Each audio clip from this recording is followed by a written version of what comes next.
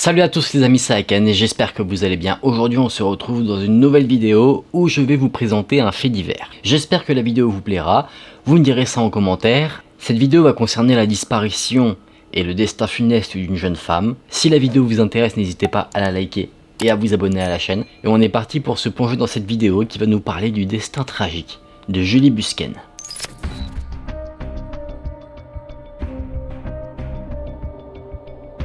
Julie Busquin était une jeune femme qui avait toujours eu un rêve qui concernait la danse, celui de devenir une ballerine.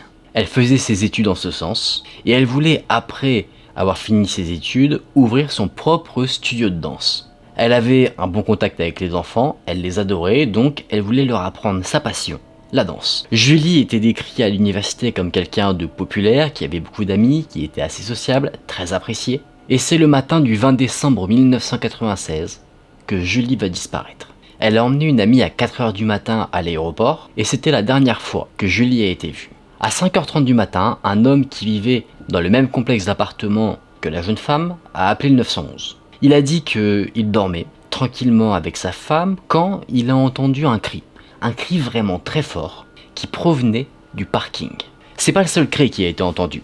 Ce cri-là est un cri féminin et il y a également une voix d'homme qui montre que l'homme a haussé le ton, qui disait à l'autre voix de se taire et de monter dans la voiture. Déjà on voit qu'il n'y a rien qui semble être de bon augure. Beaucoup de personnes ont entendu le fameux cri et certains témoins oculaires, ont même dit avoir vu une voiture sortir du parking. Les parents de Julie sont arrivés sur place, ils devaient aider leur fille à déménager, sauf que quand ils sont arrivés, ils n'ont pas trouvé leur fille.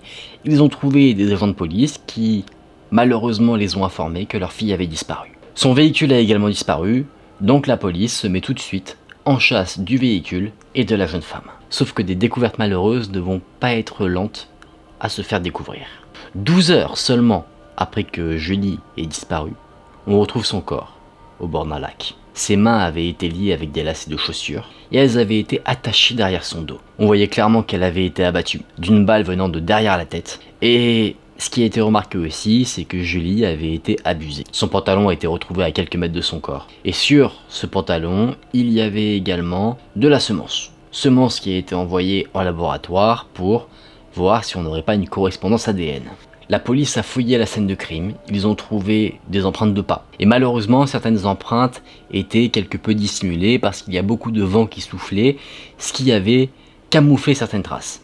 Néanmoins, certaines traces restaient bien distinctes, traces qui ont été prises en photo par la police pour avoir le modèle des chaussures qui aurait pu laisser ce type d'empreinte. Il se trouve que c'est une paire de chaussures d'une marque bien connue qui était passée par là, une paire de Nike. La société Nike a été contactée et a informé la police du type de modèle précis que cela pouvait être. Le véhicule de Julie, lui, a été retrouvé dans un parking d'un autre complexe d'appartements qui n'était pas le sien, mais qui s'y trouvait non loin. Dans son véhicule, on a trouvé des indices qui relient directement le véhicule à la scène de crime, c'est-à-dire du sable rouge. On a donc un indice assez intéressant qui est celui que le tueur de Julie a conduit sa voiture après l'avoir assassinée et a mis ce véhicule dans ce parking.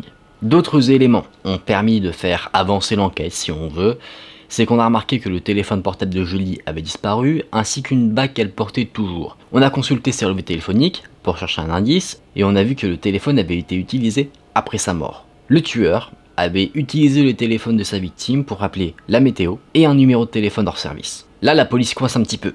Et quand la police est à la recherche d'informations pour faire avancer l'enquête, qu'est-ce qu'ils font?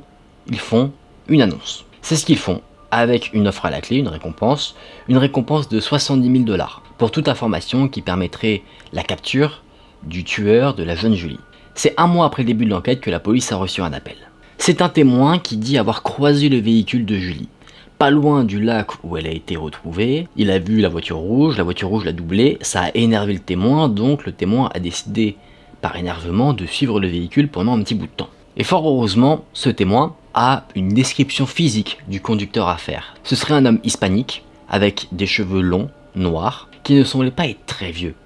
Ça semblait être quelqu'un qui irait à l'université, donc un étudiant, peut-être du coup quelqu'un qui connaissait Julie. On a diffusé le portrait. Personne n'a reconnu cet individu. Donc là, malheureusement, manquant de preuves, l'affaire tombe non pas dans l'oubli, mais elle n'avance pas du tout. Ça devient en quelque sorte une cold case. C'est quasiment 4 ans après et demi le meurtre qu'un nouvel indice va se montrer auprès des enquêteurs. C'est une détenue de la prison du comté d'Oklahoma qui appelle la police parce que elle a vu la photo, le portrait robot passer, et ça lui parle. Elle trouve que ça ressemble à une de ses connaissances qui s'appelle Denis. La police se plonge donc sur cette nouvelle piste, et là, pense potentiellement avoir trouvé notre tueur. Sauf que malheureusement, c'est pas le cas. La police a espéré parce que Denis était assez réticent à donner son ADN, il se trouvait non loin de là où s'est déroulée toute l'affaire. Donc en soi, plusieurs indices semblaient aller dans ce sens. Malheureusement, après avoir obtenu un échantillon d'ADN et l'avoir comparé à celui qui a été trouvé, on a vu que l'ADN était certes similaire sur certains points, mais que ce n'était pas le même. Donc automatiquement, Denis est écarté de la liste des suspects. Sauf que la police s'est dit que peut-être l'ADN étant un petit peu similaire, peut-être que le tueur est un proche de Denis, quelqu'un de sa famille, donc son frère a été interrogé. Mais rapidement, il a été exclu de la liste des suspects. Il avait un bon alibi, il avait tout ce qu'il fallait. On avance encore un peu dans le temps, manque de pistes, et c'est 6 ans après la mort de Julie, que là, un homme, sorti de nulle part, Anthony Sanchez, est arrêté pour avoir abusé d'une de ses petites amies.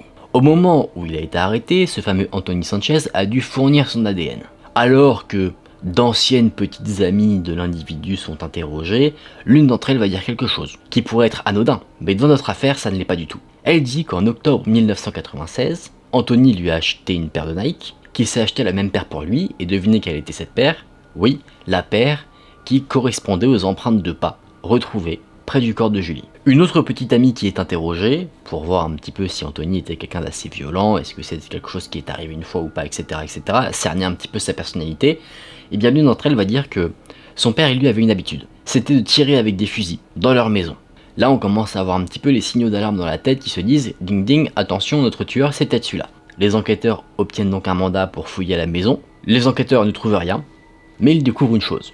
Ils découvrent que le propriétaire de la maison, qui n'était pas Anthony, est passé vite fait en soum soum pour nettoyer toutes les preuves qui pourraient y avoir d'incriminantes. Quand le propriétaire s'est fait cramer, il va dire ce qu'il avait trouvé. Et il va dire qu'il avait effectivement trouvé des balles de fusil dans le domicile. Des balles en soi qui correspondaient à l'impact qui avait été fait dans le corps de la jeune Julie. Là, les enquêteurs sentent qu'ils touchent au bout, mais ils ont besoin d'une vérification supplémentaire, la preuve irréfutable, la preuve ADN. Ils font donc un test, et là, banco. L'ADN d'Anthony Sanchez est bien l'ADN qui avait été laissé sur la victime. Voilà ce qui se serait passé au moment du meurtre de Julie. À ce moment-là, Anthony Sanchez ne vivait pas très loin de chez elle, pas loin du tout. Il avait 18 ans et il était quelqu'un de connu pour être un voleur. Très certainement que ce fameux Anthony, le 20 décembre 1996, alors qu'on est en pleine période de Noël, eh bien lui se faufilait dans des voitures pour essayer de voler ceux qui gardaient leur cadeau de Noël dans le coffre. Julie venait d'arriver chez elle, après avoir déposé son ami à l'aéroport. Anthony l'a pris pour une cible facile. En plus, lui était armé avec une arme à feu, donc il a menacé la jeune femme. Il l'a menacée et il lui a dit de monter dans son véhicule. Ils ont conduit jusqu'au lac. Là, Anthony a abusé de Julie et l'a assassinée. On a compris que Anthony avait utilisé le téléphone de Julie pour appeler une de ses anciennes petites amies, sauf que là où il s'est gouré, c'est que il s'est trompé de numéro. C'est pour ça qu'en fait, son appel a été redirigé vers un service qui dit que le numéro n'est pas attribué, c'est juste qu'en fait il a foiré son numéro. Peut-être que si jamais il ne s'était pas trompé, on l'aurait retrouvé beaucoup plus facilement. Imaginez une seconde que le numéro qu'il ait tapé était le bon numéro, la police aurait appelé, la petite amie aurait dit c'est machin qui m'a appelé, boum, on aurait notre tueur, et l'affaire n'aurait jamais duré 6 ans. C'est en 2006 que Anthony Sanchez a été reconnu coupable de meurtre, et il a été condamné, derrière, à mort. C'est là que cette histoire s'arrête. C'était une histoire assez rapide dans la narration, mais dans le temps, c'est quelque chose d'assez long. On a quand même une affaire qui dure 6 ans. Moi, je reviens pas que vraiment une bourde de rien du tout, genre juste se tromper de numéro de téléphone, ça a fait que, en fait, le tueur a réussi à s'en sortir pendant plus de temps qu'il ne l'aurait dû. Si jamais il ne s'était pas trompé de numéro, je pense qu'on l'aurait vraiment attrapé beaucoup plus vite que ce qui s'est réellement passé. C'est mon avis. Peut-être qu'après il y aurait eu d'autres couacs, ça j'en sais rien, mais je me dis déjà juste ce détail-là, il est assez fou. Ce qui est également toujours fou dans ce genre de faits divers, c'est qu'on voit toujours qu'on a affaire à des gens qui agissent de sang-froid. Là, dans cette affaire-là, Anthony Sanchez assassine Julie, il n'y a pas de préméditation ou de vengeance ou quoi que ce soit. C'est juste Et c'est ça qui est incroyablement triste, cette jeune fille était là, au mauvais endroit, au mauvais moment. L'avion de son ami aurait eu un peu de retard, ou il aurait été à une autre heure, ou alors peut-être qu'elle se serait arrêtée prendre un café, ou peu importe, elle serait encore en vie. Et ça c'est quelque chose de fou, je me dis à quel point la vie peut parfois en un claquement de doigts se terminer brutalement, à cause de personnes qui peuvent faire des choses totalement ignobles de sang-froid. Les amis, j'espère que ce fait divers vous a intéressé, vous me direz si vous le connaissez dans les commentaires. J'ai trouvé que c'était une affaire, encore une fois, totalement folle. Je me répète sur les faits divers, mais à chaque fois je trouve que c'est très fou de voir vraiment tous les tordus qui sont dans notre monde, qui ont arpenté les rues de notre monde et qui les arpentent pour certains encore. Si la vidéo vous a plu, n'hésitez pas à liker la vidéo et à vous abonner à la chaîne. On se dit à très vite dans une prochaine vidéo, prenez soin de vous, c'était Aken, salut!